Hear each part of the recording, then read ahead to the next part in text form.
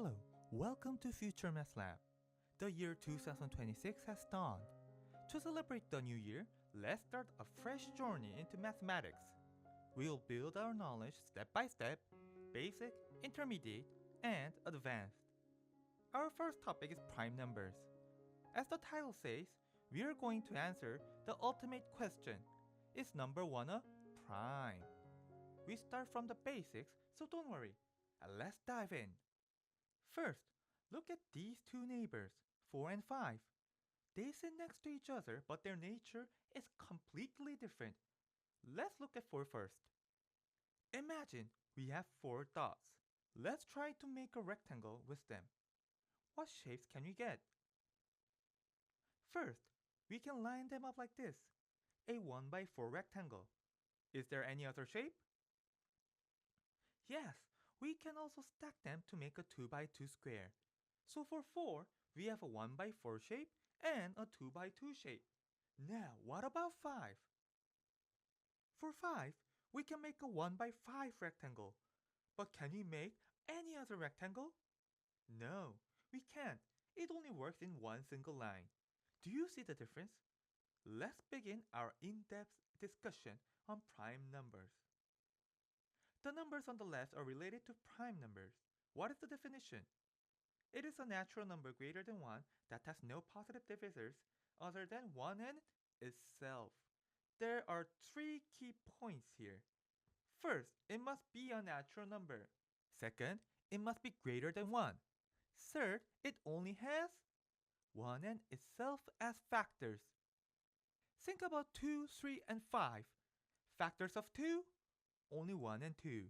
Factors of 3, only 1 and 3. Factors of 5, only 1 and 5. These numbers are what we call prime numbers. If there are primes, there must be non-primes, right? We call them composite numbers. Let's see the definition. A composite number is a natural number greater than 1 that has more than 2 factors. The keyword here is more than 2 factors. So it needs at least 3 factors to be composite. Let's check 4, 6, and 8. For 4, we saw it has 1, 2, and 4 as factors. Since it has 3 factors, it is a composite number. Same for 6 and 8. 6 has 1, 2, 3, 6, 4 factors.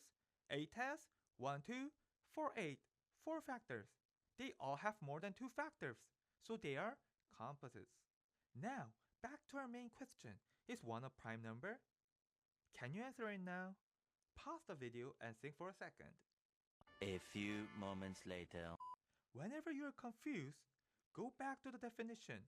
What was the rule for primes? Natural number greater than 1, greater than 1, greater than 1. See the condition? It must be greater than 1.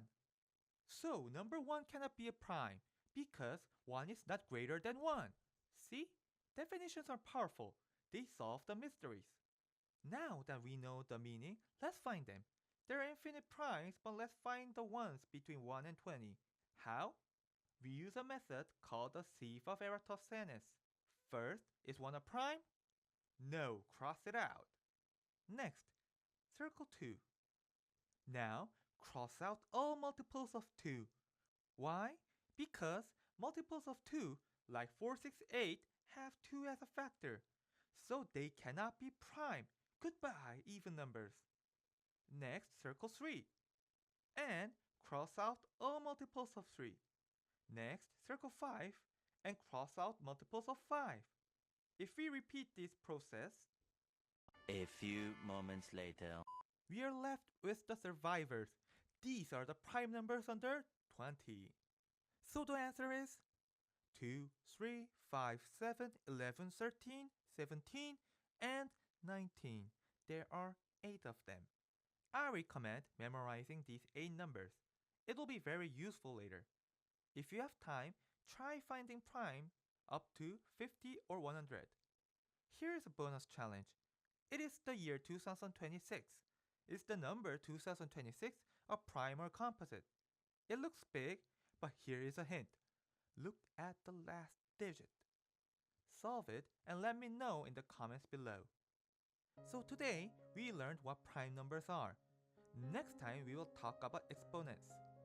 Our goal is to break down all numbers into primes by writing 2 times 2 times 2 times 2 times 2 times 2 times 2 times 2 times 2 times 2 times 2 times is too long, right? Mathematicians love to be efficient, so we need exponents. Thank you for joining the first class of 2026. I hope this video sparked your interest in math. If it helped, please like and subscribe. I'll see you in the next video. Happy New Year, and I wish you all the best in 2026. Bye.